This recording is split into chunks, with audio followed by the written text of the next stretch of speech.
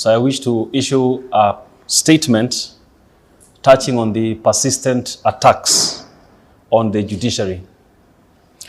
On the 20th of May 2025, the judiciary took the unprecedented step of requesting the Director of Public Prosecutions to call for investigations into the conduct of Senior Counsel Ahmed Nasir Abdullahi, who has consistently disparaged the judiciary, its leadership, and judges with relentless but baseless claims of corruption. Through a series of social media posts over the past months, he has made sensational allegations of judicial corruption, but he has declined to name the concerned judges, nor to table a formal complaint with evidence to the Judicial Service Commission or other law enforcement agencies. As an institution, we have numerously stated, and I wish to reiterate here, that we are open to scrutiny and are willing to be held to account. It is in that light that we have consistently urged persons with credible complaints of misconduct to present them for processing through the appropriate channels. Despite these calls, Senior Counsel Ahmed Nasir has resorted to a campaign to disparage the judiciary, its leadership, and senior judges without making any formal complaint, leading us to conclude that he does not have any credible information and is simply besmirching the reputation of the judiciary and its leadership for his own undisclosed ends. This pattern of conduct is not only unbecoming and unprofessional of an advocate with the status of senior counsel, but potentially serves to erode public confidence in the judiciary and eventually undermine the rule of law, which is one of the ideals upon which our constitutional democracy is founded. In the constitutional architecture of democratic states such as Kenya, the judiciary is established as the last bastion for the realization and the defense of rights and freedoms of all individuals. Judges, judicial officers, and staff under the judiciary work under extremely difficult and constrained environments, if only but to deliver on this constitutional promise. The judiciary must therefore, whilst being held accountable, be jealously defended and supported by all well-meaning people. And while we respect the freedom of speech, which is constitutionally guaranteed, there are limits to this freedom, and it cannot be abused in a manner that stokes public mistrust in the judicial system. Free speech must be exercised responsibly. Kenya is greater than any single individual. No one is above the law. And I repeat, no one is above the law.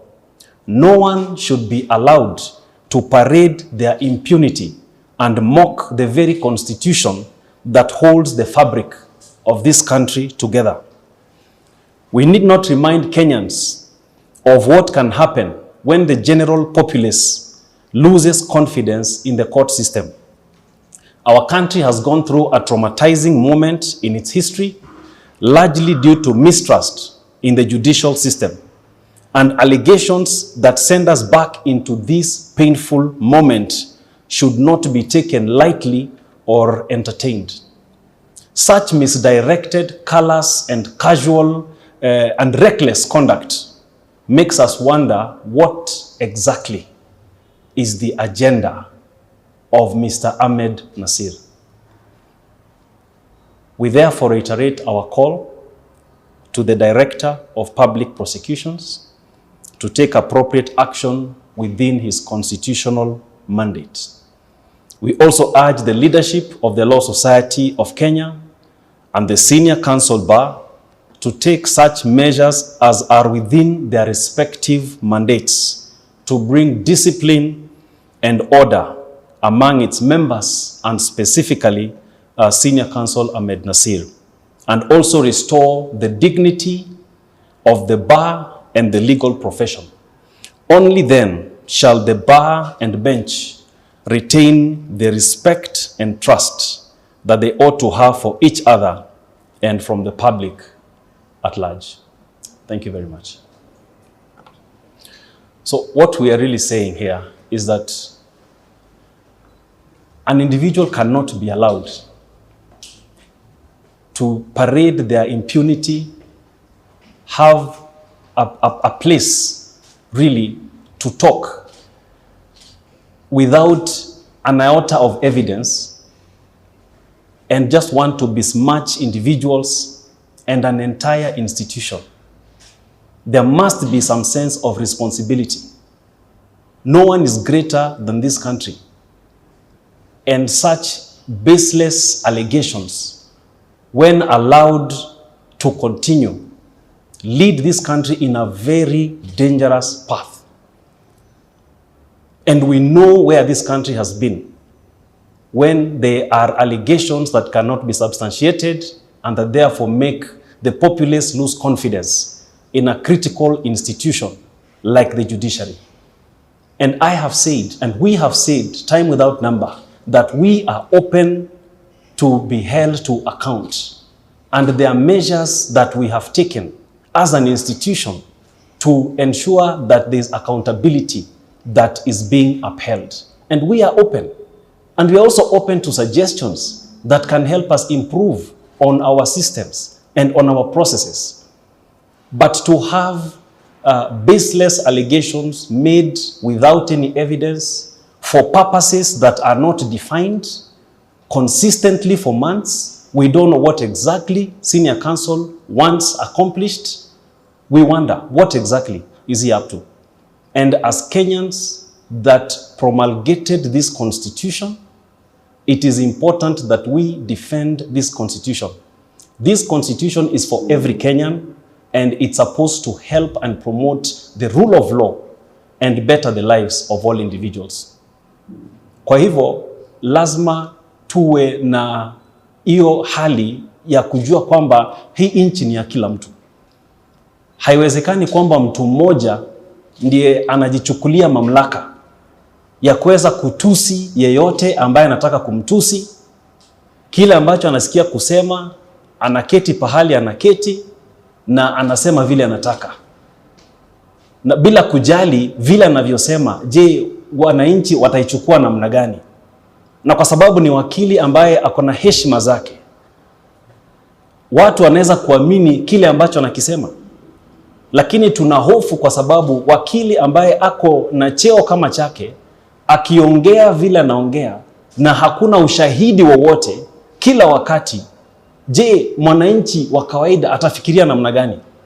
Kwa hivyo tunasema kwa kweli, kama mtu anaipenda nchi yake, lazima awe na ushahidi kwa kitu ambacho anataka kukisema. La sivyo, basi tunajiuliza, je, njama yake ama ajenda yake ama mbinu yake ni ipi kwa sababu ya hii nchi yetu ya Kenya na haswa katika hii mahakama? So let's just be clear. We again, let me repeat, I'm not saying we are accountable.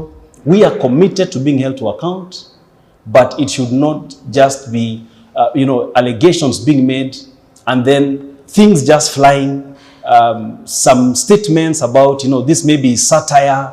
This is not a kindergarten drama festival where we talk about, any allegation and then we cannot prove it. And then we say, no, this is based on some satirical play or drama. This is not a kindergarten, drama festival. So please, this is a country that has got a great potential, and such conduct cannot and should not be entertained. And no one will succeed in causing this country to come down from all the hard-earned gains that have been gotten up to this point. Thank you very much.